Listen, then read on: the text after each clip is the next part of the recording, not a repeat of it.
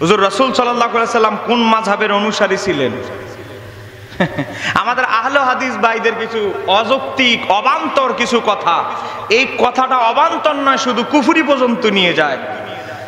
প্রশ্ন করেছে রাসূল সাল্লাল্লাহু আলাইহি সাল্লাম কোন মাযহাবের অনুসারী ছিলেন? কেমন বড় ব্যাককল চিন্তা করেন।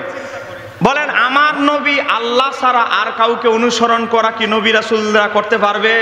বলেন নবী রাসূলরা কার হুকুম পালন করে, কার নির্দেশনা পালন করতো? আল্লাহর। নবীরা ওহী ছাড়া কোনো কিছু বলে না। তো এখন চিন্তা করেন মাযহাব কেন মানতে হয়, মাযহাব মানার প্রয়োজনীয়তা কি? হুজুর এটাও জানে না। আরে মাযহাব কেন মানতে হয়?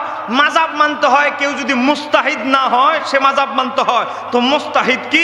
মুস্তাহিদ হলো যে কোরআন সুন্নাহ থেকে নিজের যোগ্যতায় মাসালা বের করতে পারে। যে বের করতে পারে তার জন্য মাযহাব আরেকজনের অপরিহার্য নয়। যে বের করতে পারে না, কোরআন হাদিস লক্ষ লক্ষ হাদিস গবেষণা করে গোটা কোরআন রিসার্চ করে মাসালা যে বের করতে অক্ষম, তার আরেকজন মুস্তাহিদের অনুসরণ করতে হয়। তো আমার নবী তো নিজেই সাহেবুশ শরীয়ত, শরীয়তের প্রণেতা। আমার নবী যদি বলে এটা হারাম এটা হারাম, আমার নবী যদি বলে এটা হালাল এটা হারাম, আমার নবী যদি বলে এটা মাকরু এটা মাকরু, কথা কনা কেন ঠিক কি? তা আমার নবী আবার কারে অনুসরণ করবে? নবীর উপরে আবার কেউ আছে? নবীদের কাজ হলো উম্মতকে শিক্ষা দেওয়া, উম্মত থেকে শিক্ষা নেওয়া না। উম্মতের কাজ হলো নবীর ফলো করা। নবী কাকে ফলো করবে? আল্লাহর হুকুম ফলো করবে। এই সাধারণ কমন সেন্সে, এই সাধারণ কমন সেন্স নাই, সাধারণ চিন্তাধারার একটা কথা এই লামাযহাবিরা বুঝে না।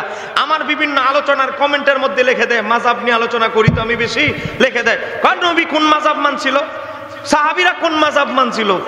আজকে এটাও বুঝে না, এটা সাধারণ ব্যাপার। মাযহাব মানার প্রয়োজনীয়তা আগে বুঝো, কারা মাযহাব মানবে কারা মাযহাব মানবে না। আল্লাহ সুবহানাহু ওয়া তাআলা তাদেরকে হেদায়েত দান করুক, জোরে বলেন আমিন।